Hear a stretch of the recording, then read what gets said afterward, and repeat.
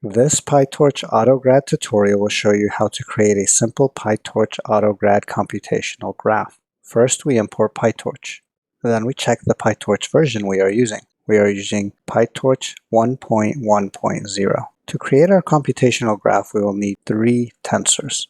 We create our first tensor using the torch.rand. It's going to be 3 by 3. And we want to make sure we set it to be an autograd tensor, so we set requires underscore grad to be true, and we assign it to the Python variable grad tensor A. We're going to print this first tensor just so that we get an idea of what's inside of it. We see that it's a PyTorch tensor, we see that it's 3 by 3, and we see that the optionality for requires underscore grad has been set to true. So it is an autograd tensor that we will be using. Next, we define the second tensor the same way, only this time we're going to assign it to grad tensor B. It uses the identical definition as before, only because it's rand it's going to be different. Then we define our third tensor. We're going to assign it to grad tensor C, constructed identically to grad tensor A and grad tensor B.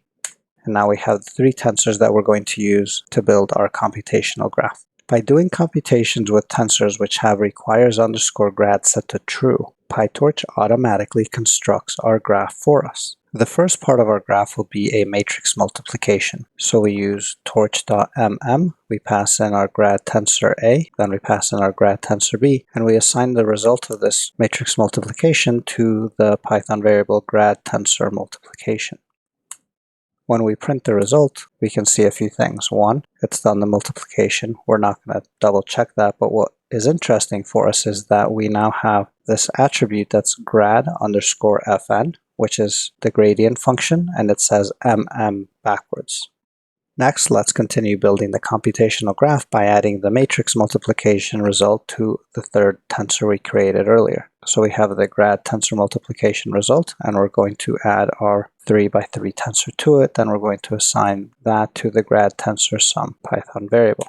We can then print the result, and we see again that it is a tensor. We're not going to check to make sure that's the right computation, but now our grad underscore fn result has an add backwards.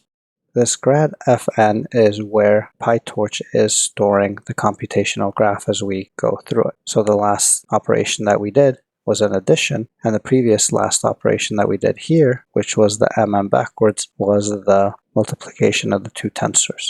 So PyTorch is keeping track of our graph for us, and we don't have to specify anything other than say these are the computations that we want, and PyTorch will do it for us.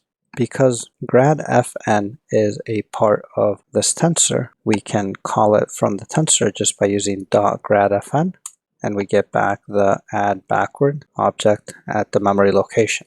What's useful here is that we can then use the PyTorch .next underscore functions functionality to see what came before the summation when PyTorch was building the graph. And when we hit enter, we can see that it was an backward object, and it is also keeping track of the accumulated gradient object at a different memory location. So again, this shows us that PyTorch is keeping track of our computational graph for us, and we don't have to do anything for it.